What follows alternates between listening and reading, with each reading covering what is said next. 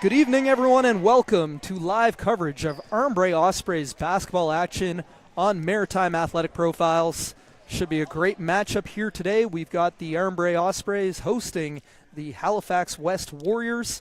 I'm Alan April. I'll have play-by-play, and pleased to be joined once again by the Hall of Fame coach, Bev Greenlaw. And, Coach, we got a big game here today. Yeah, this is going to be an interesting one, Alan, because as far as the Metro League goes, each of these teams is coming off a loss. For the West, their sole loss, actually their sole loss anywhere this season. And for Armbrae, who is a younger team, but have really shown flashes of being very competitive and are currently sitting in third in the Metro League. This will be their first game since their loss in a 2-3 game against Grammar, which was here. Now, the West have gone on to just won this weekend the North Nova tournament, and in that tournament they played 4 games, the last two of which were CPA and Halifax Grammar, who are, of course, two more top four teams in the city. In Metro. So. Yeah, absolutely. I mean, you alluded to it, but the West 28-1 overall this year. I know you have the same notes I do. They've won 4 tournaments on the season and 9-1 in league play. So coming off that first loss last week to Citadel, but you know as well as anyone, it's so difficult to go undefeated in basketball, especially when you're seeing the same teams 3-4 times throughout a season. Exceedingly difficult, and I was having this conversation with JT the other day. Not necessarily recommended. No, you're right. Sometimes it's good to get that loss out, and you got it. You can coach a little harder at the following practice. It jolts the young people to a little bit of grasping with reality kind of thing, and so those next practices tend to be very, very good. But the other thing is it gets that kind of what if off your back, so that if you go into your tournament at the end of the year, you don't have that. It's not the New England Patriots phenomenon, if you know what I mean, because everybody's human. So the West starting, and so special about this team, they're starting 5 grade 12s, each of whom have committed to an AUS university in Ava McNutt, Ava Parker, Maria Davignon, Allie McLean, and Olivia Logan. As off the opening tip. And they kind of spread themselves around the AUS a bit, too. Yeah, absolutely. We've got 2 heading to UMB, 1 to St. FX, 1 to Acadia, and 1 to St. Mary's. We'll chat a bit more about that as the night goes on, as Acadia with the opening possession. Inbound there for Amaya Tolliver. Now kicked out to Mariah Dix on the wing. She finds Colley in the corner. Colley's 3 is long. And rebound tracked down by Olivia Logan, and the West are off and running.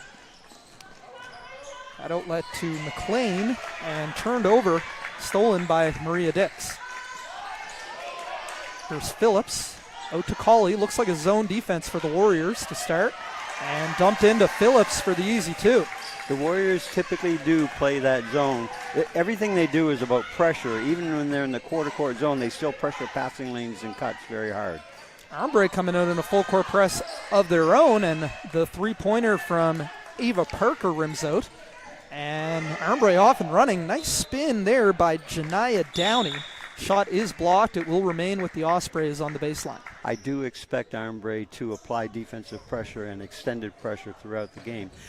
The biggest part of their typically is the transition opportunities they get off the turnovers they create with their pressure. But it's a different kind of pressure, as you'll see as the game unfolds, from what the West does. I talked about the 5 grade 12 lineup of the West. Different at Armbrae, just 1 grade 12 on the roster. Amaya Tolliver starting today. And might as well read the rest of their starters. She's out there with number 3, Janiyah Downey, who's a grade 10. Number 4, Mariah Dix, who's a grade 11. Number 6, Natalia Colley, a grade 11. And number 8, Peyton Phillips, a grade 10. As there's a straightaway open 3, halfway down, rims out. Open look. One of the things about the West team, one thing, of course, you're aware of this, and the people watching may not be. They've played in both of the last 2 provincial finals. And so they're not just experienced, they're experienced at the highest levels in this province. There's a drive there, and comes up short for Mariah Dix. Pushing the other way is Parker. And a foul. It will go against the Ospreys. Olivia might have been fortunate on that interpretation. Well, you can get a look here, Coach. Let's get a look at the angle. Well, as I say, Olivia might have been a little fortunate with that interpretation. What do you think? Yeah, it was a, bang, bang call. Hardest call in sports, the block charge. Not only that, but the human factor for refereeing. Olivia is, arguably the top player maybe in the province, but certainly among them. And, Yeah. And there's a steal on the half-court trap by Maria Davignon. Blocked on the other end by Natalia Colley. Little floater there from Logan is short. And Armbrae heavily pressured in the backcourt. Now they get it ahead for Colley. She'll take 2 to the hoop and 2 strong. And we got ourselves a track meet here today, Coach. And it's going to be that for a while. Both these teams really like to get up and down. Dix catches in the corner looking for Phillips. Now, one thing about this West team is they don't have a whole lot of size. Logan probably projects as a guard or, a 3 at the next level. She's a 2 or a 3 at the next level, without question. They actually do not have a legit interior D or O presence. So perhaps Armbrae can take advantage with Peyton Phillips, and they get her into her in deep position, no good. But attacking the glass, the shortest player on the court, Joniah Downey. Yeah, and just to finish my thought, Certainly. Olivia, although she physically is not that, as far as her game, she's more than more than a representative presence. She's very effective in there offensively and works very hard defensively and plays above her size. Olivia Logan was the Metro MVP last year, Metro Rookie of the Year as a grade 10. So in her grade 12 season, she's accomplished just about everything except for winning that provincial championship. Yep. As a three-pointer there, and knocking it down is Maria Davignon. So the West take a 4-2 lead. Good. Nice hit. Dish for Phillips, but just a little strong on the layup. This is one of the areas with Armbrae they've struggled with throughout the season is missing bunnies. They leave a lot of points on the table. And a deep 3 this time from Logan, off back rim, but tracked down by Parker. Logan gets it back. Nice crossover driving, and is fouled, but you can see there the dynamic slashing ability of Olivia Logan. Yeah, I honestly think, the last game here, Grammar with Ella Hoyt, the West with Olivia, each of them actually deserves and I think commands a double. At the very least 1.5. Because they're not going to be effectively guarded by a single player that I've seen. Logan knocks down 1 of 2 from the line. West lead 5-2, 6:46 remaining in the first quarter. And nicely broken there as they get it to Tolliver in the middle of the trap. Now Colley, double team comes and it's stolen away. Maria Davignon lost it but gets it over to Ava McNutt, and she is fouled by Colley. That instance, Alan, is a great example where I was talking about how they apply their pressure. The West technically were in 2-3 zone, but if you get the ball on that wing and they can trap in out of the zone, they will frequently. So it's not a passive zone. It's a very active, and when the opportunity presents itself in certain areas of the court, a trapping zone. Well, it's something you talk about as a coach, too. Just because you don't get a steal in the half court or in the back court doesn't mean that a zone trap is not effective. No, but also, sorry, you go. No, go ahead. Well, it also forces the ball often out of the lead ball handler's hands, forces some other players to make decisions that maybe they're not accustomed to making. Well, and part of it, the other thing there is the geography of the court. Natalia is one of their better ball handlers, but she got herself into trouble with nobody there to get an easy release, and the angle was exceptionally bad for the O. But as we speculated, Armbrae showing a bit of an advantage on the interior as Amaya Tolliver is fouled on the offensive rebound attempt, and she'll head to the line to shoot 2. And an area where Armbrae have continued to improve is particularly their O board work. Their rebounding overall is getting better, but the offensive rebounding is becoming very active. Tolliver makes her first from the line. Misses the second. Rebound tracked down by Allie McLean. McLean, a St. Mary's Husky commit, gets it back and kicks it over to McNutt. Out now for Ava Parker. Parker puts up a 3 and gets it to go. Friendly roll. If this West team is making the three ball, they are very difficult to beat. Yeah. And their game, is based, because they have effectively 5 guards on the floor, it's all drive, kick, drive, read. And now another turnover. High finish does not go down for Parker, but the pressure continues to. Remember I said about the pressure. They will pressure on misses as well as on makes. That's another factor that I'm not sure that most teams have adjusted to yet. I've watched, a number of teams play the West this season. And you've got to be aware of that. You can't fall asleep just because you secured a miss. No, it is. It's relentless, and I can understand it can be a bit overwhelming, especially for a young team. As Tolliver immediately doubled on the block. And into the hands now of DeAndre Gibson. Stolen. Here is McNutt. Up top for Parker. Sorry, this is McNutt. And back for Parker. She'll put up a three. Whoa. Didn't get the roll that time. Downey with the rebound. And that will be a blocking foul. Yeah. Against the West's Maria Davignon. And she'll take a... that substitute wasn't let into the game properly. But it is number 12, Chanel Rodriguez-Cooper, into the game for the West. Rodriguez-Cooper, a grade 11. Downey fakes the three, dishes it inside for Tolliver, and she finishes. Nice play there by Downey. Yes, and Downey, that's consistent with her game, and Tolliver has become one of the better interior finishers for Armbrae. It's not a team strength yet, but she's actually come a long way in her game. As McNutt, top of the key, Rodriguez-Cooper. Over now for McLean. That pass stolen by Gibson. But she dribbles into trouble. And the West with a 3-on-1. It's McNutt. Will step through. It's good.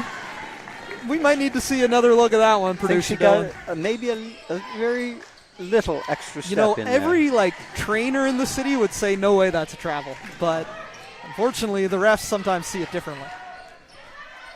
Well, as it's finished up by Gibson. It's not about the step through. It's that she took 2 quick steps on the step through, then a 3rd step. Right. That's where the travel was in the middle of the move. Either way, West now. It ain't called a travel. Up 12-7. That's so it's right. not. And another good defensive stop, but Downey, that was Leneva Provo, who wasn't expecting that pass. Yeah, she goes by Navy. Navy. Very active defensively. Navy Provo in for the Osprey. Ospreys, a grade 9 guard. As we take another look. Coach didn't see it. We just got another look. Save that, Dylan. I'll let you know when we'll take another look at it. Okay, what I was going to say is, so far, one of the distinctions, both teams very aggressive defensively, a lot of turnovers, a lot of hands-on balls, etc. But the offensive poise of the more veteran West team is where they're getting the edge on the Armbrae right now. Both of them are playing very hard defensively. And the Ospreys with another defensive stop. As here comes Provo. Gets into the lane. Lots of contact, no whistle. And here come the Warriors the other way. Rodriguez-Cooper out of the corner. Gets it to Parker. Around the horn, McNutt now working on the left wing on Gibson. Parker. Shot clock down to 10. Off balance. McNutt unable to finish with the left. And the Ospreys are off and running. Good dish, just a little low for Gibson, but finds Downey in the corner, and she knocks down the triple. The vision and decision was great. The location of the actual pass was not what it needed to be. But it worked out for the Ospreys. 3 is more than 2, and they're trailing by 2 here with 2 minutes and 20 seconds remaining in the first quarter. Tough shot there, pull-up jumper, Ava McNutt. Nothing but net. And that's an example of the poise factor. And a steal from McNutt at half court. Now was looking for Lyric LePage and turns it over. For Armbrae, Deandra Gibson, very, very active on loose basketballs, defensively, board work, etc. With the ball, she's not yet the skilled player she will eventually become.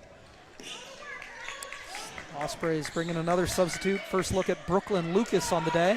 See what I mean about the loose ball? As Gibson, 2 good looks at it, unable to finish.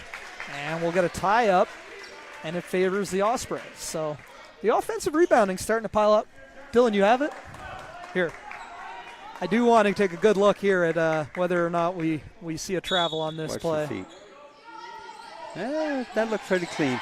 Oh, and a nice inbounds play. They lost track of Gibson, and she finishes with the left hand. Good entry pass from Provo. Live, it had looked like she got 2 with the right, but I don't see it there. So, shout out to our Maritime Athletic crew, producer Dylan, camera operator Spencer, bringing you all the great angles. And looks like the Ospreys are in the penalties, so that will put Lyric LePage on the line to shoot 2. This is going to be another key as the game goes on, Alan, will the younger Armbrae team be able to discipline themselves defensively to continue to play the kind of aggressive D they're playing without fouling? Not only younger, they only have 4 players on the bench. I believe they have 10 on their roster, but just 9 healthy active players today. And the way the West are speeding this game up, and I know Armbrae likes to play fast as well. Yeah, although the West will seldom play more than, that's very fortunate for the West. But the West will seldom go deeper than 7. Yep. So we've seen 7 so far here. As we've seen LePage and Rodriguez Cooper, a pair of grade 11s in off their bench. And now a turnover stolen by Gibson. Cauley gets it back for Gibson. Nice step through and finish. Very controlled on that one. Much better controlled than her other attempts. Well, that's 6 points for Deandra Gibson off the bench, certainly making an impact. And long shot there by Parker. Would have been a long 2, but does not fall. Good defense by Gibson as well. Gibson, the hot hand, driving, unable to finish. But a second chance as Lucas gets it to Dix in the corner. No. Third chance for the Ospreys. Kick out.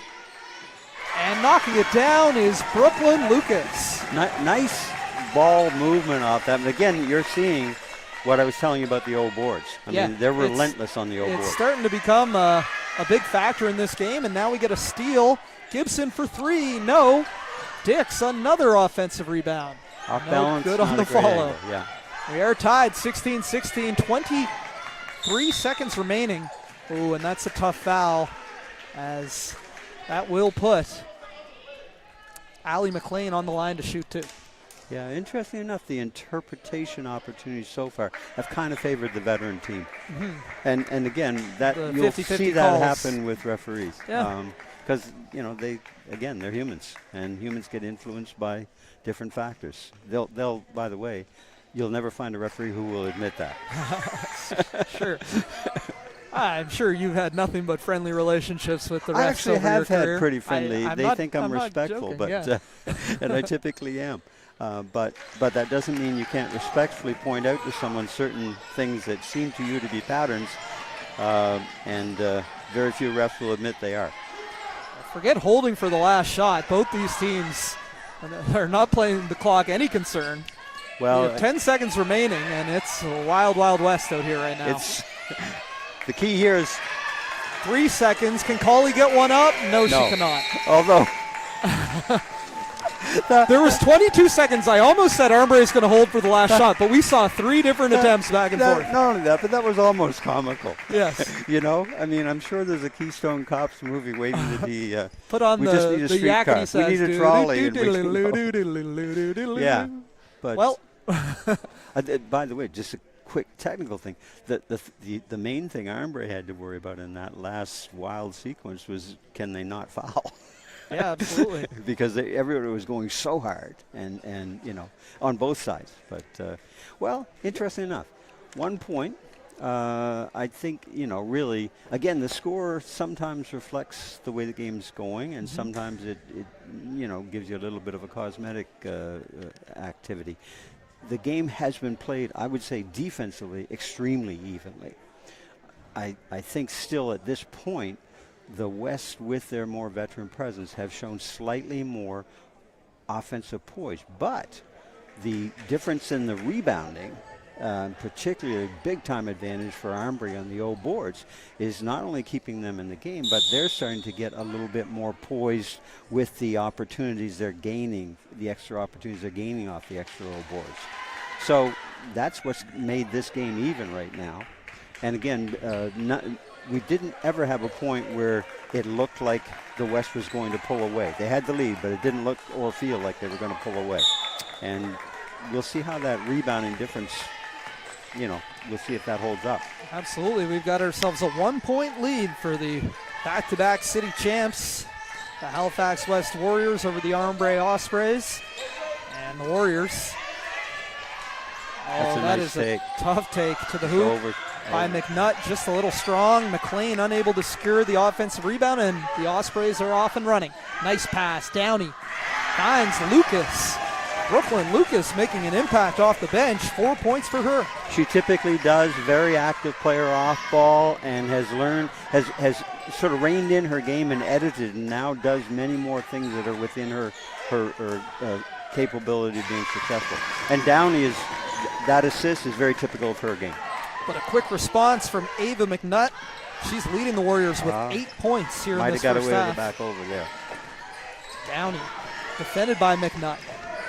I believe McNutt was last year's Defensive Player of the Year. You see her switch on to Phillips, but a nice spin and finish from Peyton Phillips down low. Phillips' game has come a long way offensively since last season, and if anything, she probably should be looking for her own a few more times than she does so far. Well, just a grade 10. She certainly has room to grow, but great size in this level. The other thing you may get to see before the game is she can knock down the three. I would like to see that. Maria Dix now. Shot clock is down to 5. Dix. Oh, they called a travel there. That could have gone any veteran ref one basically ways. Bailed her out. Yeah. And maybe because of the way the flow has gone in could have been a charge, but we've already could seen easily have been a bunch charge. of 50-50s going so, the West way. So that's a wise call by a veteran ref. Greg Parsons, that official. As the drive from Allie McLean, no good. She was looking for a call. Phillips catches in transition, gets it over to Tolliver. And too high on that pass for Phillips. Although Peyton could have caught it, that's kind of an example of what I was just talking about. She's got to start thinking about herself as a scorer and a target and a threat so that her teammates will want to get the ball to. Well, she certainly has a size advantage against this West team. As Rodriguez Cooper, a little floater, knocks it down.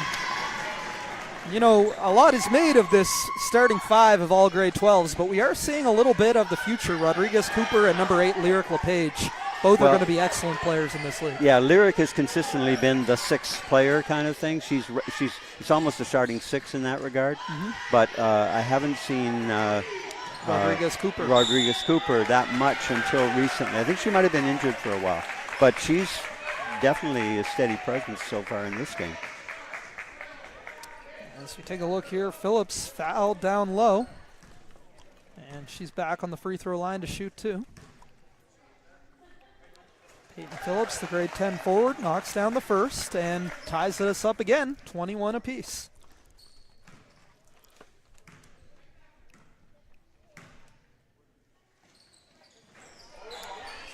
Back off the line. Not a good idea. The pair from the line, and Rodriguez Cooper with the rebound. Outlet here for McNutt. Looking for Logan. Or, sorry, that's Allie. Yes. Allie McLean. And we have a foul here. We're going to get 2 free throws for Ava McNutt. As Natalia Colley checks back in for the Ospreys. Ava McNutt is committed to the St. FX X-Women. She'll play for Coach Matt Spencer. McNutt was last year's Metro Defensive Player of the Year. Also represented Basketball Nova Scotia at the Under-17 Championship last summer in St. John's, Newfoundland. And has been a very steady presence in the backcourt for this West team, I think, throughout her high school career. Absolutely. 2-time provincial silver medalist. Get this. Her mom played soccer at Dal. Her dad wrestled at Dal. Oh, wow. I didn't know Dal ever had a wrestling team. one of the things been a while. Little known about Dal actually is they probably have more of the less club sports. heralded sports yes. than probably any university, certainly in the Atlantic region, and always have done.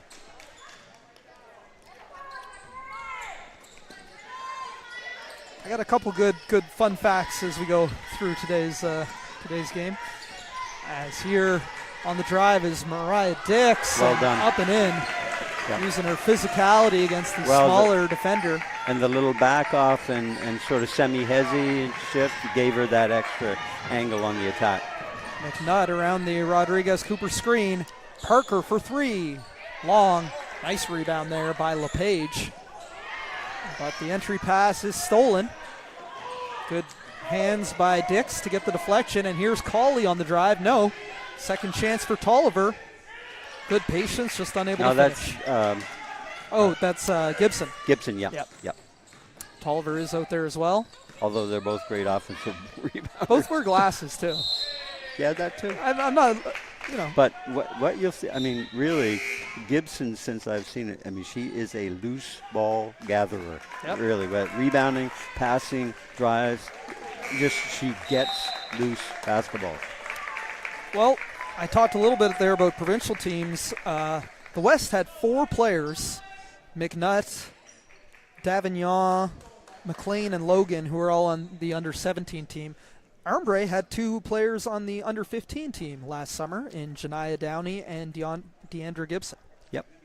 So, as we talked about, they're certainly a younger team, a lot of grade 10s and 11s throughout their lineup. But, yeah, I mean, this Armbrae team, and you've seen a lot of their games this year. How have you seen the growth from the start of the season? I know they've been in some tournaments as well. Yeah, although interestingly enough, really, it's almost pre-Christmas and after Christmas, or pre-December almost, right?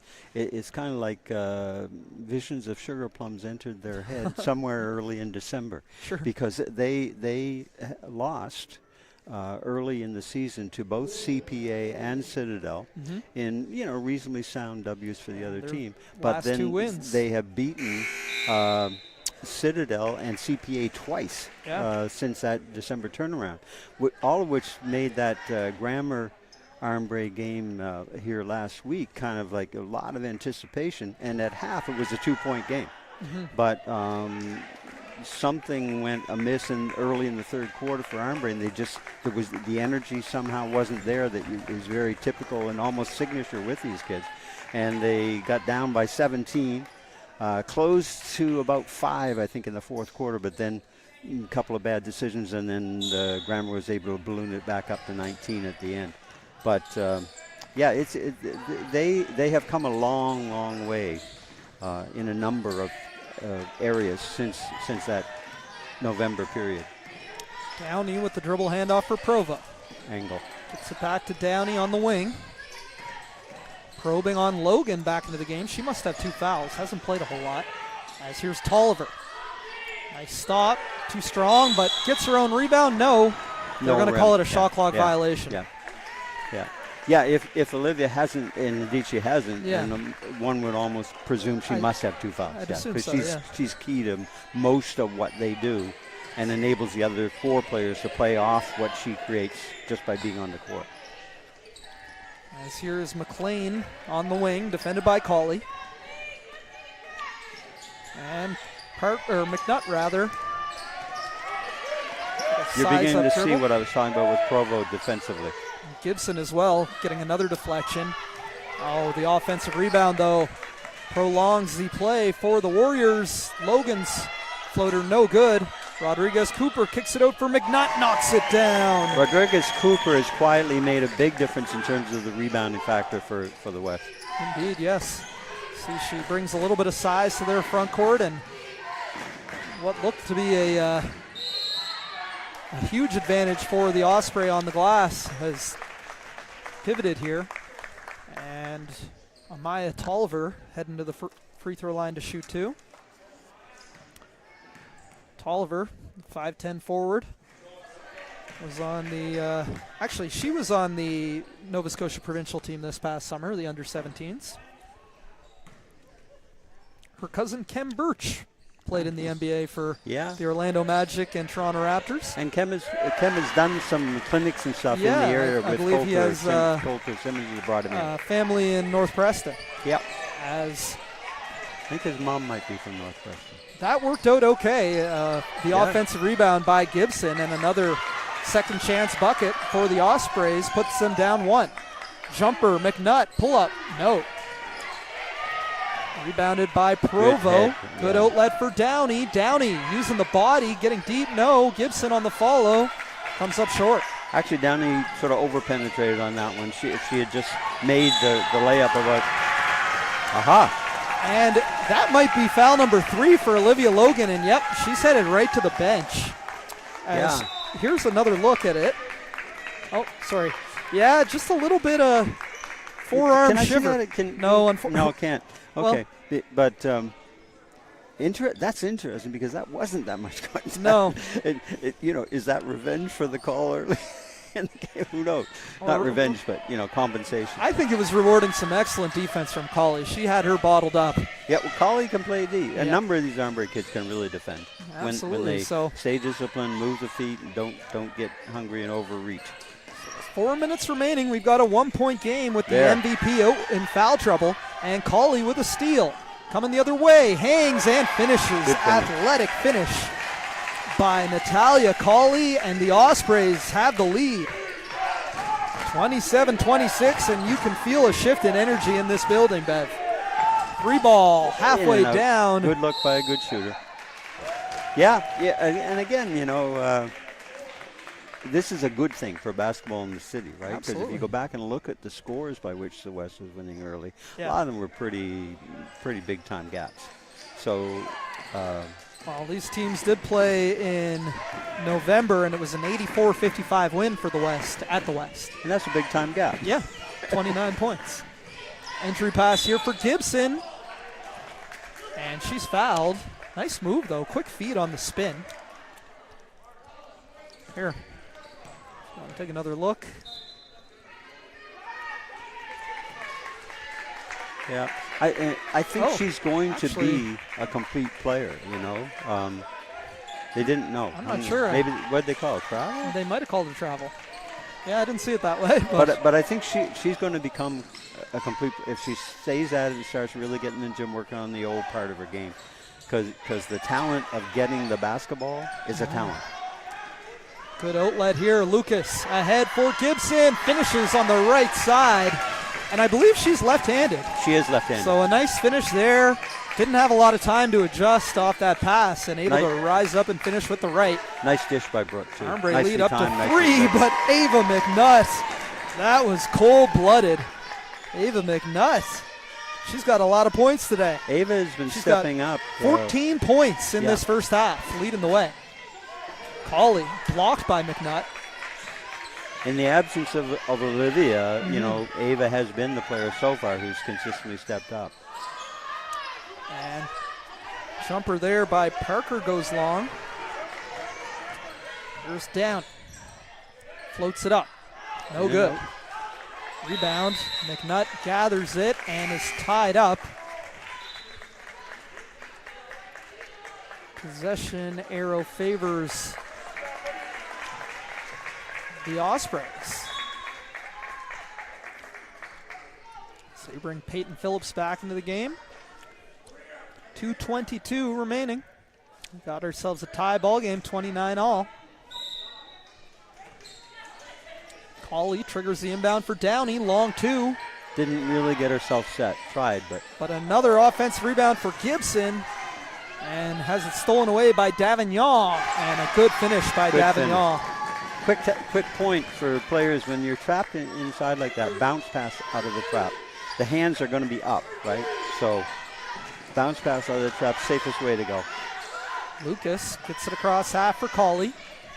Colley, good pace. And gets to the right hand on the left side, up and in. Tied again, 31-all. Blow by for McLean, and she lays it up and in. So we've seen the offense open up the last couple minutes here. Free ball from Cawley is short, but second chance. Cracked down by Downey. Now Cawley floats it. No. Third chance. No. Phillips, fourth chance. Gets it to go. If at first you don't succeed, try again. And never underestimate the power of rebounding. Yeah, I mean, the second chance points are really keeping the Ospreys in this one. Nice take there by Rodriguez. Good Cooper. take. She's shown some nice stuff today, Alan. She has indeed. That's 6 points for her off the West bench. Here's Cawley. Under a minute remaining in this first half. Cawley. Yep. As McNutt fouled her coming from behind. Turned the corner, got the angle, and at that point, if any attempt to get that shot is probably going to come over her shoulder and hear a whistle. It again here. Here it goes. Yeah. I tell you, I like Cawley's pace. Very rarely is she full sprint, but she can turn it on when she needs to. Cawley is the daughter of, I don't know whether you remember Roley Cawley, but I had him as a player for a while, and he was very talented. He underestimated himself. He could have been a really, really good player, but, it was in that. Did you coach him on a basketball Nova Scotia bronze medal winning team? No, at Dow. Okay, because I have that note about him. But his daughter is, from the first time I saw her, this kid, she has innate poise. Yes. And her dad, I know we talk, and he's a great father because he supports his daughter, he helps and guides his daughter, but doesn't intrude. Right? So he's the greatest supportive parent you can have because he knows the game, whispers in her ear, but doesn't kind of be an overbearing person about it. So this kid has a lot of innate poise on offense. Now her game is still developing, but if you watch her decisions and her reads, pretty good. Cawley, a grade 11 from Cole Harbour. Played last year with Rothsay Netherwood School in New Brunswick, where she was a provincial all-star. And did that knee last year, and I think that's... Oh, okay. Yep. And she's up to 8 points, tying her with Gibson for the Ospreys lead. And we're tied up again, 35 all. And Cawley nearly forces a steal. Rodriguez Cooper gets it back. As there's a three for McLean, no good. And a tough rebound there for Dix. Pressured, and it will remain Ospreys ball. Referees are letting both teams play a little bit, which is good because both teams, that's for these teams, they're both athletic. They both get after it. 2 weeks, less than 2 weeks from February, and we're getting close to crunch time playoffs and provincials, which is obviously the goal for both these teams. Yeah, that's probably the smoothest look Allie has had so far. She's had some opportunities, but she's rushed herself slightly. That one you could just feel the difference on the take. 5 seconds remaining. Gibson gets to the left, no. And that will do it for the first half. So that last three by Allie McLean is the difference. As we got ourselves a ball game here. 1 point game, 3 point game. Halifax West leads the Armbrae Ospreys 38-35. What do you think? Any thoughts before we head into the break here, Coach? Most of them we've already said, but it'll be interesting to see if the up and down nature of the thing lasts for 40. I think it might with these two teams. You can't be sure, but the time score factor has not intruded too much on either team's thinking thus far. They're getting it and they're going, Now, the West tends to get more rapid reversal ball movement, but again, that's a veteran team versus a younger team, which is still figuring it out. Armbrae can be very unselfish, but they're not. They don't quite have the experience thus far to know where everybody's going to be instantaneously, and so on. Whereas the West really do know one another, space the floor well, good angles, good ball reversal, etc. To further simplify things, I think this game's pretty even. The West have an advantage. They've hit 6 3-pointers to Armbrae's 1, but Armbrae with a big advantage on second chance. So we got a little inside-outside battle with a whole lot of fast break transition mixed in. And Armbrae typically does not yet have a big-time perimeter 3 game. Every once in a while they'll have a game where a number of kids will suddenly get hot. Janiah Downey made their lone 3 of that first half. But there are a couple of other kids that are capable. And again, Phillips may be their smoothest, actually, 3-point form kid at this stage of the game. But you can see the aggressive slashing nature. And even though some of that slashing isn't as poised as it ultimately will become as those kids get further in their career, but the old board work off the misses is, spectacular. Well, you mentioned second chance, but in fact we've watched third, fourth and fifth chances. You're right. Well, we got a whole lot to say, as you can hear, and we'll be back in 5 minutes with the second half. You're watching live coverage of Armbrae Ospreys basketball action on Maritime Athletic Profiles. We'll be back.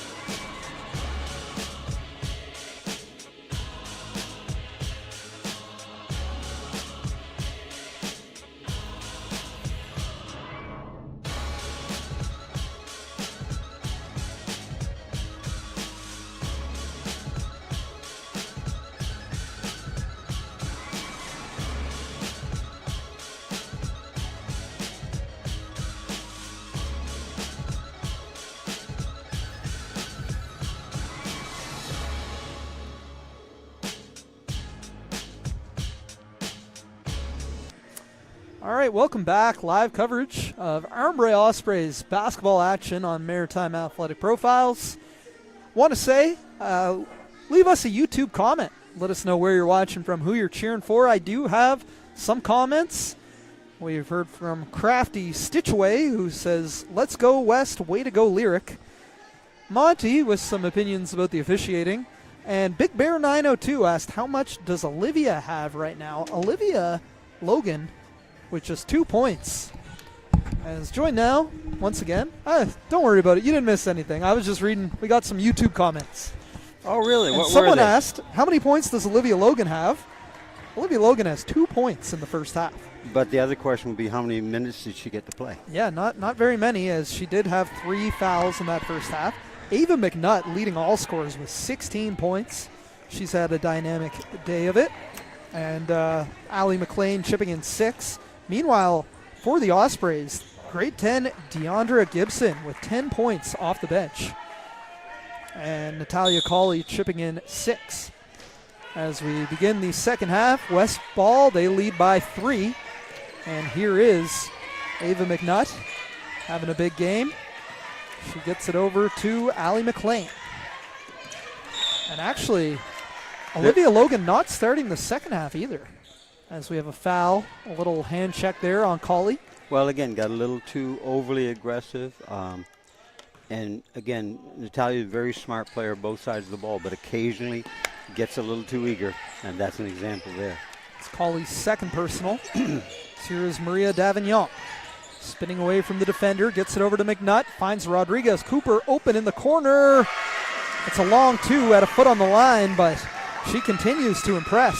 She's done a lot of very positive things for her team in this game. That's 6 points off the bench for Chanel Rodriguez Cooper, the grade 11 forward. Here's Peyton Phillips. Thought we might get a look at a 3 that time. You've been promising me that nice smooth form. She didn't force it, and steal for McNutt, and here come the Warriors. McLean for 3. No, hits the deck. No call, and a tie-up will favor the Ospreys.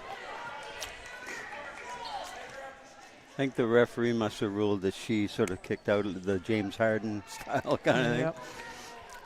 Can't blame the shooter for looking for it, but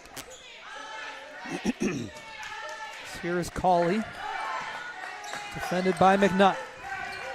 Whoa, close. Dangerous there. I don't know. At some point in the last 15 years, that rule changed. Back over half from 3 points to 2. I don't know. We'll talk about it more at a stoppage here. As McLean with a floater, no good. I'm no good on when, but I do remember the year it changed. Yeah.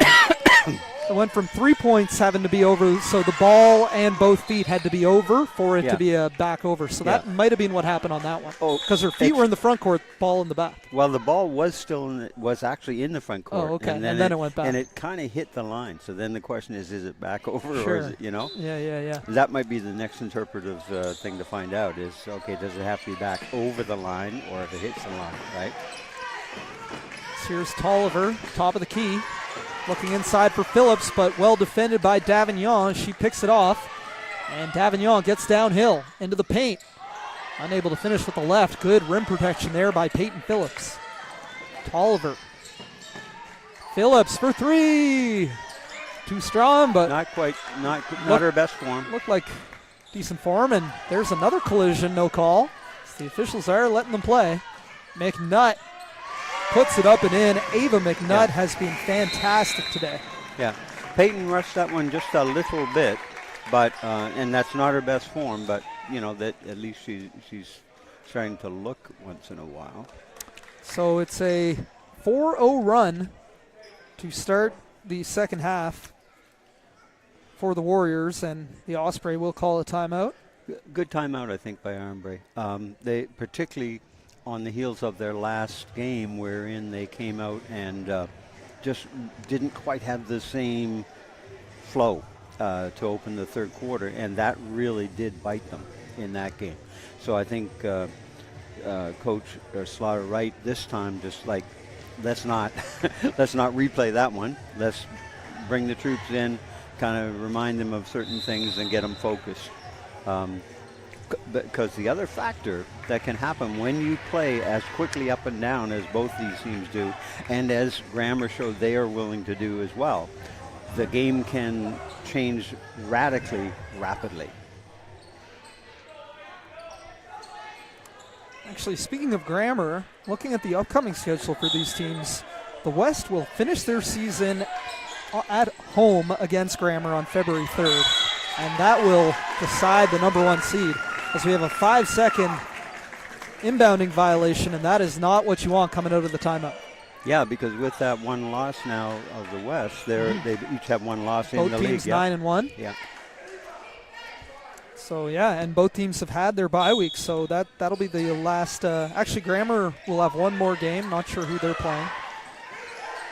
Oh, nice job by Tolliver getting a hand on it, and look at the hustle, able to track it down. So great play there by Tolliver. Wasn't there. Probably the pass back out to Janaea would have been the better choice. Now McNutt finds Rodriguez Cooper. Use the backboard on that one. McNutt gets the second chance, though. Straightaway 3. Maria Davignon knocks it down. Second 3 of the day for Maria Davignon, who will be joining the Acadia Axelwomen, where her brother Gabe is currently a standout 3-point shooter for the men's team. He can really shoot. Yeah, he can. He is as good a 3-point shooter as we've seen in this area for quite a while. Yeah. And we've seen the good ones. Christie was good for Dow. De Palma for Katie. Don't be messing with the rapper. I can hear that right in my ear. Sorry about that. All good.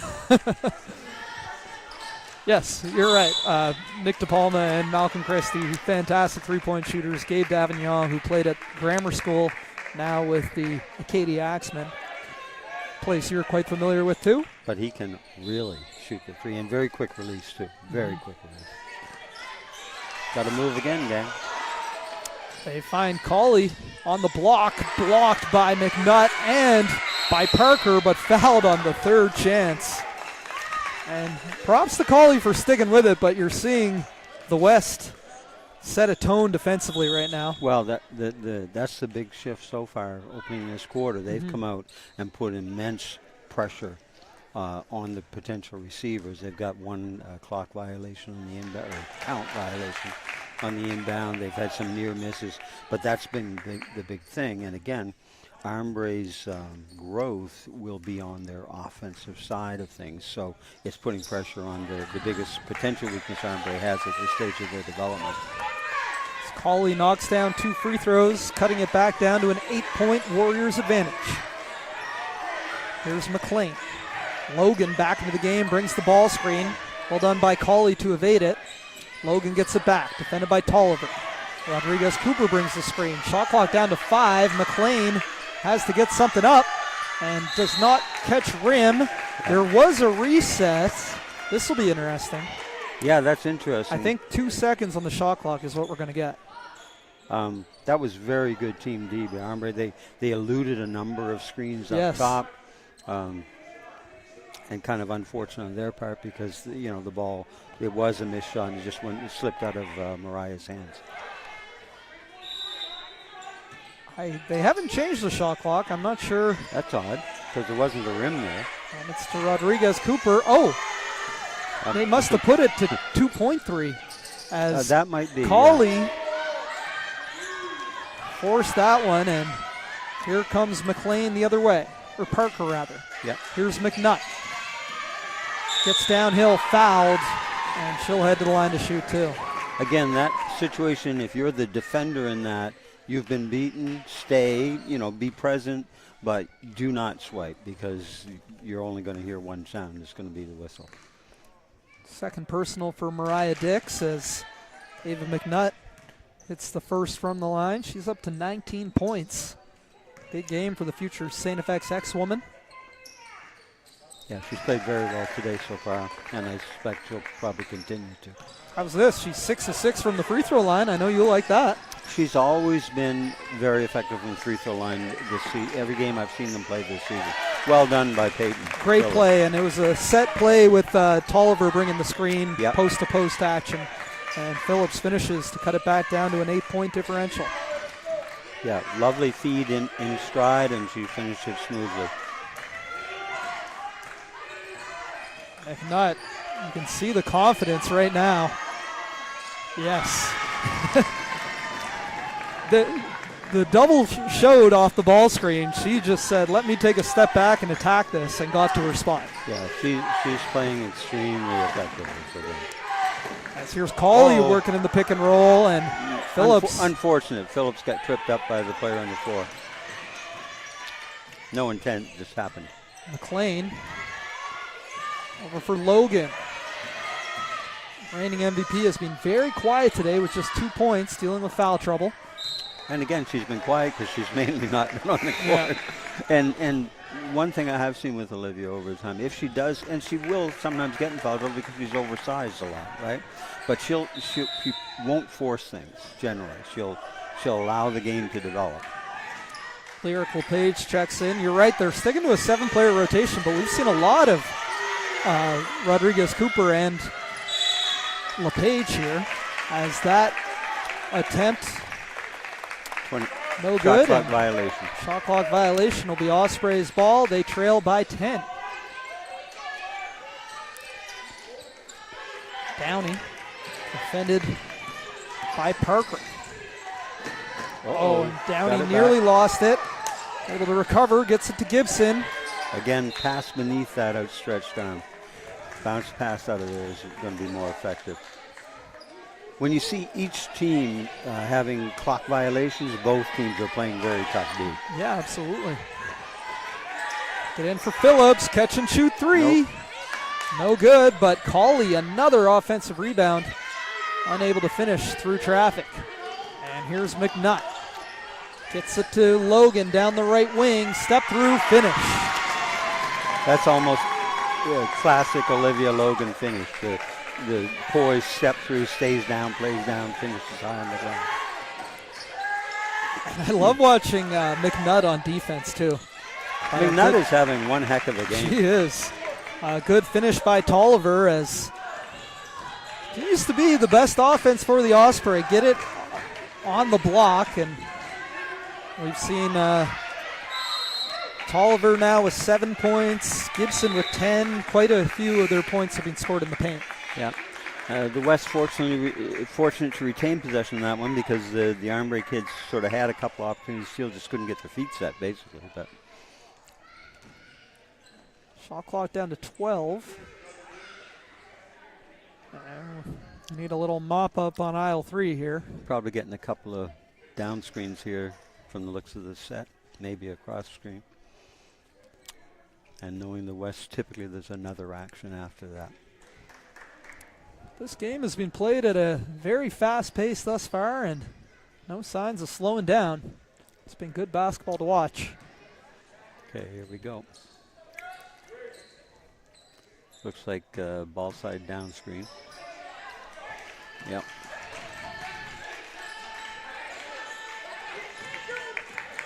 And stolen away by Natalia Cawley. Cawley takes a bump and finishes. Well done on the finish that time. Slight semi-hezzy to set herself up. Well, she initiated the contact and sent the defender backpedaling, and now a steal. Osprey looking to cut into this lead once again. Lucas traveled on the catch. Yeah. Defensively, you saw some of the strength of Brooke Lucas there, where she's just very good off the ball. The trap form, she shot the gap, etc. You know, she just 8-point game, 3:45 remaining in the third quarter. Warriors #1 seed 9-1. Ospreys third seed at 6-4 in the regular season. And we're going to get a foul here against Natalia Cawley. Yeah, the quick reach. And part of the thing that hurts Natalia in these situations and the Armbrae team in general, some of the teams they've played this year, they'll get away with that over 40 because they may or may not foul, but they're so obviously better than the kid they're guarding. But when they play the stronger teams, it evens out. As Lyric LePage hits the floater in the lane. Great bucket there by the grade 11 guard and pushes the lead back up to 10. And that's one of the things Lyric can do. As Gibson brings the ball screen, Cawley Crosses over. Now Phillips brings the ball screen. Great dish from Colley. Phillips. Got to use the glass a little more in that finish. As McNutt. Over now for McLean. Now Parker on the right wing. McNutt. Step through. No good. Rebounded by Lucas, and here come the Ospreys. Well conceived, though. Well conceived attempt. Colley dishes it to Gibson on the block. Nice kick. Kick out. Phillips knocks it down. Little inside out game there. That's a good find from Gibson. We've seen her do a little bit of everything here today. Back down to an 8-point game. Osprey keeping it, not letting it get any higher than 10, but. Yeah. Got the bump out high. Yep. Good call. Going to be on the floor against Amaya Tolliver. Yeah, Amaya working hard on that, but Olivia just got that slight angle advantage, and then Amaya kept the pressure there, got the bump, and sometimes refs will let that go, sometimes they'll call, but legit call, no question. Tolliver's second personal. We get a sideline inbound here for the West. McLean gets it in for LePage. Logan brings the ball screen. And it will remain West ball on the sideline. 7 on the shot clock here. A little deeper into that corner, too. Yeah. Doesn't give you as many options, and they get it into McNutt in that corner. Shot clock down to 5. Parker with a prayer. No. And that is a shot clock violation. Good defensive stand there by the Ospreys. Yeah, most such prayers are seldom replied to, let alone responded positively to. Colley. Again, I really like her pace. Even when she's tightly defended, she's never rushing. Yeah. As Gibson. Great move. Getting to that left hand. That's 12 points for DeAndra Gibson off the Ospreys bench. Stayed down in a much better balance and got to the angle she needed to make that. And it's down to a 6-point ball game. McNutt finds space off the Logan screen. Too strong with the lefty layup. Lucas pushing down the left wing. Oh, Lucas, blow by, floater no, but there is Provo on the follow, and it's a 4-point game. But that's a grade 9 kid who had the presence of mind to finish that the way she did. Think about it. LePage denied by Gibson. The Ospreys are off and running on a 6-0 run. Gibson spins and finishes. Oh, baby. Allie trying for the charge, but it's a good no call in that instance. DeAndra Gibson put her in the spin cycle, and it's a 2-point ball game with a minute remaining in the third quarter. Logan, ball screen, McNutt fouled from behind. Yeah. As Tolliver certainly didn't mean to, but no, she was just kind of over hustle, but walloped McNutt on that pull up from behind. But I'll tell you what, McNutt is trying to again keep stepping up for her team. Oh yeah. Every time the thing kind of gets back to crunch time, she's prepared to step up. She's got 22 points, make that 23, 7 of 7 from the line now. And again, in my experience watching her, that's consistent. She is a very high percentage. The more we talk about her shooting 100% from the line, the higher chance she'll miss one. It has no effect on anything. If she misses, it's because she's going to miss one. She's going to be around 90 from the line, percentage-wise. She's 100 today, 8 of 8 from the line, 24 points. What a ball game. There may be some conspiracy theories I agree with, but that one is excuse me, but BS. The broadcaster's jinx. You're wearing an MLB All-Star Game hat. Do you talk about a no-hitter in the 7th inning? It's the same philosophy. No, I respect that the players wearing the uniforms in MLB are superstitious as all get out. Doesn't mean we must share in their superstition. Fair, okay. Good stuff. As they get it in once again for McNutt, 40 seconds remaining. LePage for 3. Because think about it. Does the player on the line hear the broadcaster? No, but just putting that into the universe. Nah, universe. I gotcha. Oh, and the fast break layup by Parker too strong, and we're going to get a foul. Yeah. One away from the penalty here. That foul was when she missed the layup. A little frustration foul, trying to get it all back at once, as they say. Yeah. But this has been a very good close to this third quarter. The Osprey went down by as many as 10, but like we said, going up against a team like this that beat you by 29 points earlier in the season, you can get down by 10 and feel a little discouraged. I think it's more than 29. What was it? Go back and tell me that score again. As it was 84-55, that's 29. But that was Colley just hit a jumper? Yep. And, Allie McLean beats the buzzer with a 3. In the way that she finished the last quarter, we saw. That's true. A pair of buzzer beaters for McLean. Well, the West won that quarter 20-18.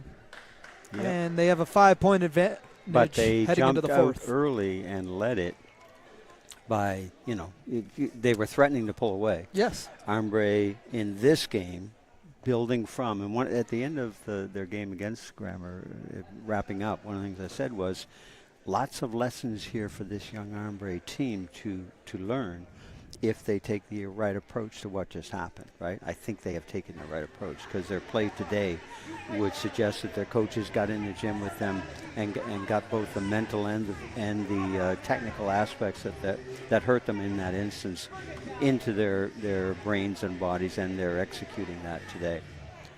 Because that thing was about to go get away if they had let it, but they didn't. As we just see some highlights here of that third quarter. Once again, you're watching live coverage of Armbrae Ospreys basketball action on Maritime Athletic Profiles. Alan April here with Bev Greenlaw, shout-out producer Dylan, and cameraman Spencer, bringing you all these great angles. And I was just thinking, in honor of your announcer's dink, I suppose if you're a quantum mechanics Physics, fan, there may be something to do with the Heisenberg uncertainty principle. There you go. That, that which is observed is changed by being observed. So maybe you're right. I don't know. Okay, I love nice it. Take. There you go. Didn't finish. Got herself a little too buried, but if she'd come out a little bit further when she made the step back, she would have had a much better opportunity to make that layup.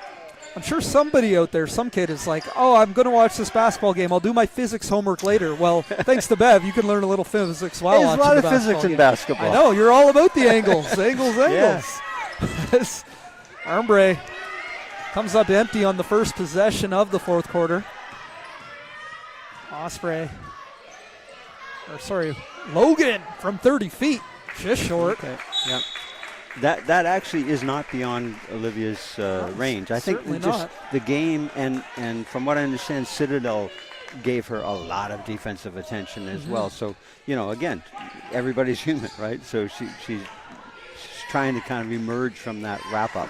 Well, and I think one of the reasons, and I know she's had, a 50-point game this season, but I think one of the reasons she's the MVP as Gibson's 3 goes long is because, as we talked about, she's a guard playing the 5, definitely this team's leading rebounder, lots of ball handling, lots of defense. She does a little bit of everything for Great this inside team. Finisher, very high percentage free throw maker, can shoot the 3. So, and by the way, she was the MVP of the North Nova tournament as well. There you go, just this past weekend. As fouled on the drive is Maria Davignon, and she'll head to the line to shoot 2. Again, Armbrae must play hard, tough pressure D and not foul. And particularly because against the West, most of their kids are high percentage free throw shooters. I was going to mention we've seen actually Logan 2 for 4, but we've got Davignon is a perfect 4 for 4 now. But that's uncharacteristic for Olivia. She's normally going to be around 85-90%. Davignon 4 for 4, McNutt 8 for 8. Yeah. Colley's pull-up is off. That's normally not a bad look for her. That one got away. And McNutt creates some space. Pull-up of her own. No. Here's Provo, the grade 9 guard, with an eye for the rim. Contact there. Puts it up, no. Gets her own rebound. Kick out Downey for 3. Didn't get quite the arc on it. It's a good rebound by Logan. Loose ball, and Provo is down on the floor, able to earn her team a possession. No basket travel. Here, let's see what we got here. Let's see that one again. So watch. Did we see a travel there? Greg Parsons there had a better angle than we did from up here, or maybe we're different. He had a different angle. It's a tough one, but Ospreys yet to score in this fourth quarter. And it's been looking a little sloppy on the offensive end. Now Logan, floater, no. Rebound batted around, and Tolliver able to corral it. Here's Gibson.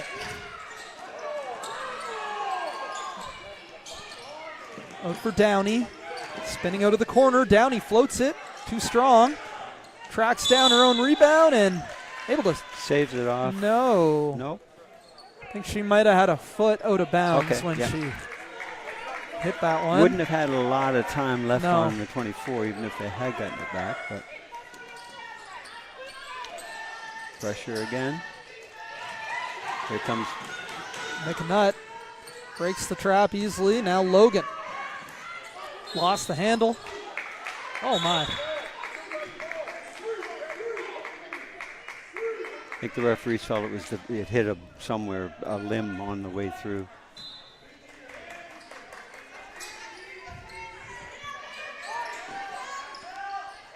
McNutt around the Logan ball screen.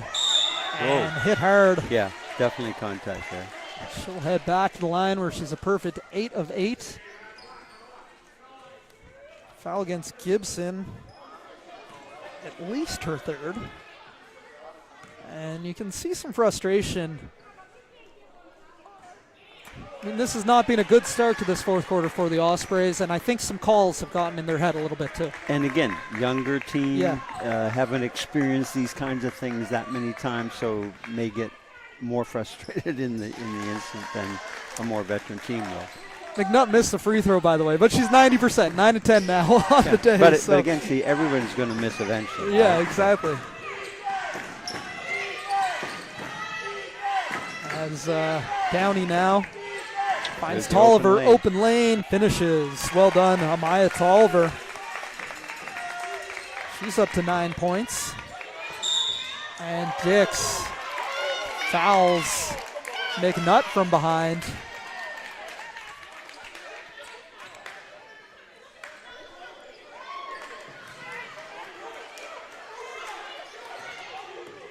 And for Rodriguez Cooper.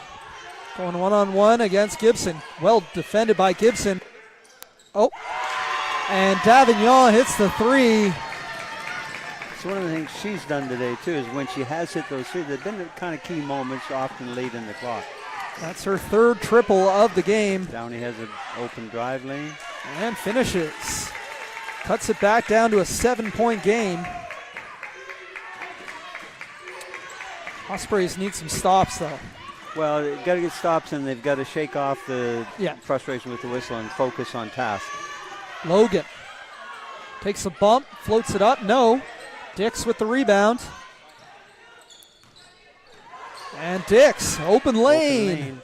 And finishes. Well done there. Good read. She read it right about center and just hesitated and saw the gap and went. And a loose ball, and Tolliver's on it. Ospreys have numbers the other way. Cross court, Downey for three. No. Rebounded by Rodriguez Cooper. Another steal by Gibson. Actually, but blocked by McNutt. Actually, Colley made the steal. She tipped from behind and tipped it to Gibson, actually. But what a block at the end of this play by Ava McNutt. Rack that up if you can. Oh, producer Dylan's got something on the go. It's okay. Can we see the last play? Or I know you had something going on. We had a little bit of technical difficulties, but I don't think you missed anything at home. Just slow on the replay. 6 minutes remaining here, 5-point game.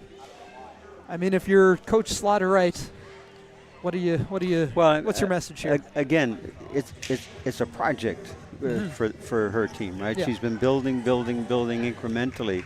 Now you're in a game with a team that you were not in the same gym with when you played them the first time, right? Absolutely, yeah. And you're competing very well. I suspect she is saying, hey, forget the calls and play, right? That's because that's crucial to what they're going to do the rest of the way here. They their defense and rebounding and aggressivity is keeping them in. Now, can they finish? Can they finish? Can they finish? Aggressivity. Aggressivity, yes. Okay. Aggression. Aggression, but it's aggressivity I like.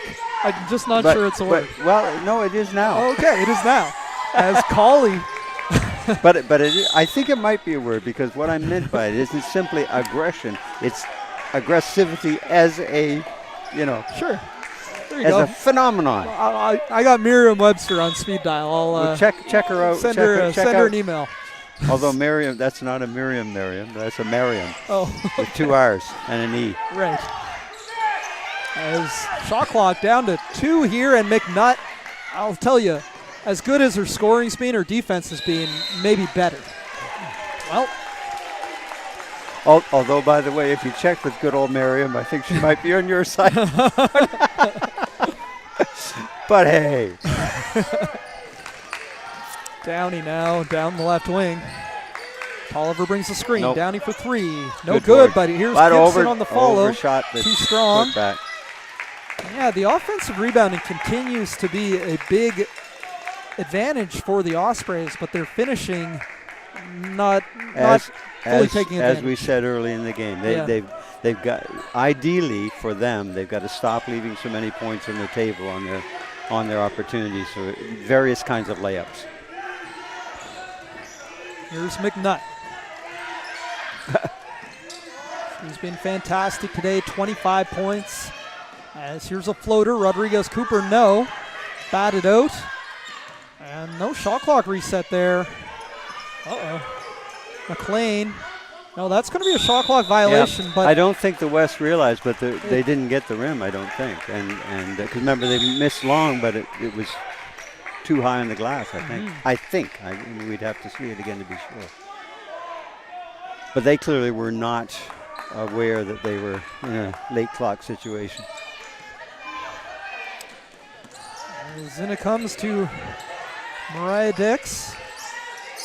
There's the Top of the opportunity. key, Tolliver looking post-to-post pass, but a 3 in the key called. Yeah, it was kind of often you'll get sort of one more count than she got, but it was clearly coming to the point where she either had to get out or they had to get it into her. It's been a low-scoring fourth quarter, 6-6. I think both teams are just playing so hard on D. McNutt, hesitation, gets by, but unable to finish once again. Outlet for Downey down the left wing, no numbers. And she'll do the smart thing, hold up. Yeah. Oh my. Collie now takes the ball screen from Gibson. Into a crowd. Oh! Gibson with the got herself spin. too far under, but quite the move. You see what I mean about Gibson's offensive potential? I do. She's got a really good balance. We've seen her spin either way and get to the left hand. But she's going to take a sub here and looks a little frustrated heading to the bench.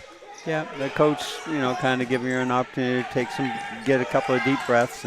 But she's still leading the team and scoring 14 points on the day. That's a good look for her. Pull up by Dix. No. Second chance. Parker with the rebound. Gets it out to Downey. Looking inside for Parker. Idea Stolen. there, delivery not. Yeah. Davignon coming the other way. Finds Parker, and that's going to be a travel. And again, that's defense that caused that, right? Yeah. Shuffled the feet. When you were talking about the low scoring, you'll notice how many rhythmic offensive takes have you seen by either team in this quarter? Very few. Yeah, it's been a bit of a chaotic game, but I think that's what both coaches want, the way they're pressuring on defense. Dix now to Collie. Now this is one player who kind of sets the tone. She's, again, poised. Yes. Tolliver short on that attempt, and it's going to remain West ball. 21 on the shot clock. They'll have 5 seconds roughly to get it across half. Yep. Score still 6-6 in this fourth quarter. Now. And we played. There was a inadvertent reset, I think. I think it should be 21. Yeah. Yeah. Which means that you're correct. They've got 5 seconds to get it over half. And a lot of people aren't aware of that, right? That the count keeps going. Ava Parker's aware, though, and she gets it over in a hurry, but loses the handle, and Armbrae ball the other way.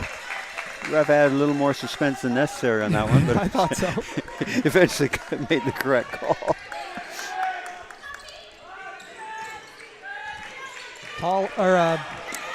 Colley, defended by Parker.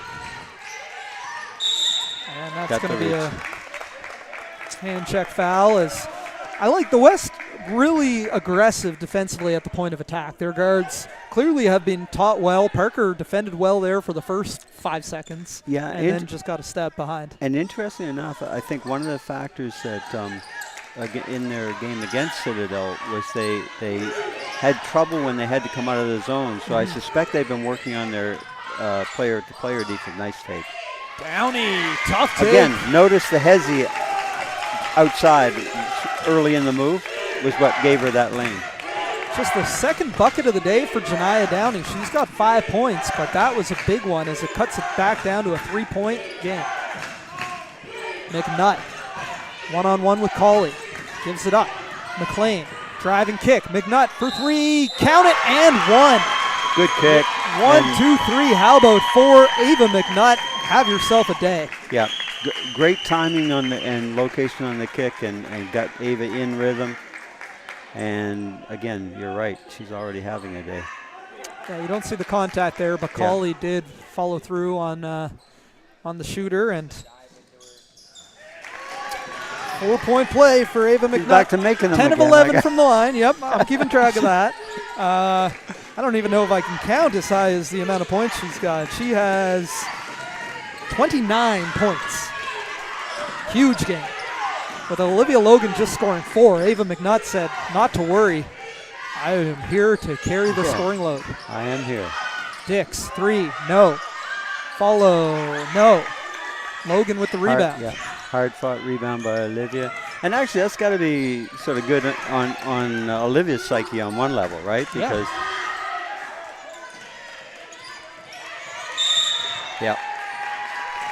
you know, because if she has to be superhuman every day, that gets tough after a while. Yeah, right? and I really think, like, despite not scoring much and being in foul trouble, mostly in the first half, I don't think she's picked up any in the second half, but I think she still made a big impact on the game as a rebounder, a defender, passer, and that's what the star players do. Her presence on the court on offense changes the game for them, whether or not she touches the ball. Absolutely, and Logan. It was 1 of 2 from the line. Backed off the line a little bit on that one. That's still a 6-0 run. Up in the hands. 6-0 run for the West, and we have a tie up here as Coach Chelsea Slaughter-Wright will take a timeout and talk things over. Yeah, I think that's a good timeout for a whole bunch of reasons. One is that they get the other one too, I believe, by calling it now. But, the 8 points, but 2:06 with the pace at which this game is being played is, in fact, plenty of time, right? Certainly, yes. But by taking the time out now, she can plant a couple of key aims in the brains of her players, and then they can come out with those, that focus and try to make something happen here. Aware of the time score, aware of what has been working for them, aware of what they've got to. There's one more thing on that scoreboard that's not in Armbrae's favor. That's the fouls. Yeah. 5-1. So. But again, that's Wester in the penalty. That's kind of a feature. You've probably seen this over the decades as well. It's a feature of young teams. They commit unnecessary fouls. So part of becoming a veteran team is to understand how that works against you and begin to exercise better judgment in the I suppose we could go physics, we can go nanosecond, but basically in the split second, when you got to make that decision about do I reach, do I not reach, do I back off, whatever, right? And we'll see how the West close it out over the next 2:05, but this is one, you look at their lineup now, they're back to the 5 grade 12 starters. And they're in 2-1-2, but then they bring that 1 up to the top. Well, so it's kind of like a jug. Pretty easy look for Phillips on the block. Well done with the pass. Peyton Phillips up to 11 points.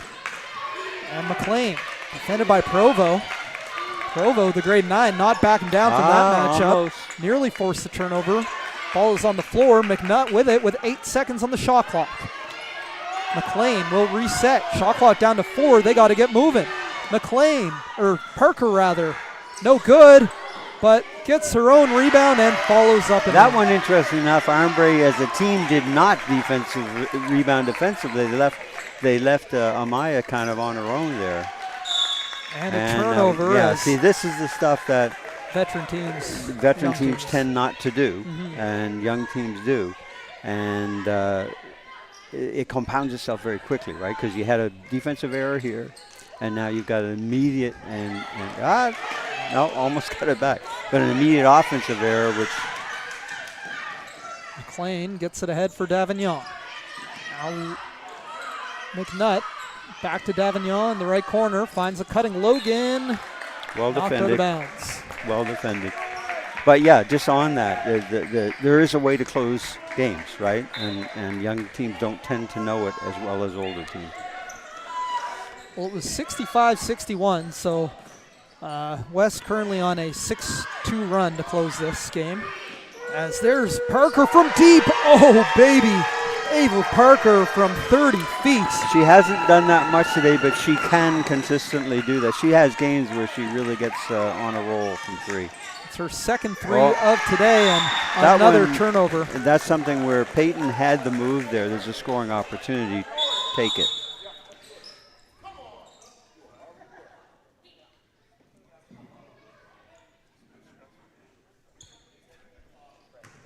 So under a minute remaining, 11-point advantage. That's actually the largest lead of the game here for the West after that last Parker 3. Again, it was 65-61, so we've got a 9-2 run from the West to finish this quarter. Here's Davignon out for McLean. Davignon brings the ball screen, gets it back. Shot clock down to 5. Davignon spins, defended by Downey, gets it to go. Nice finish with the left.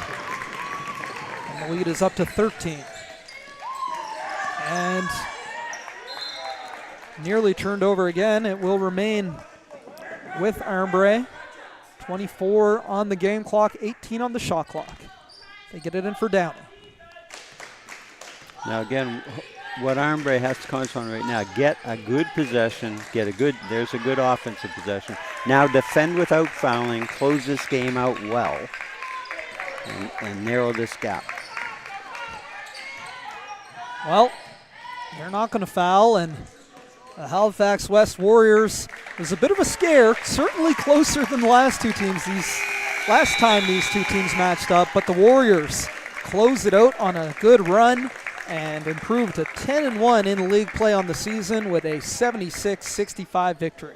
And again, potentially this is a good game for both teams. Good from the West because they did have a scare, they did have to compete, they did have to be very disciplined at different times on both sides of the ball, and ultimately showed poise down the stretch to close the thing out.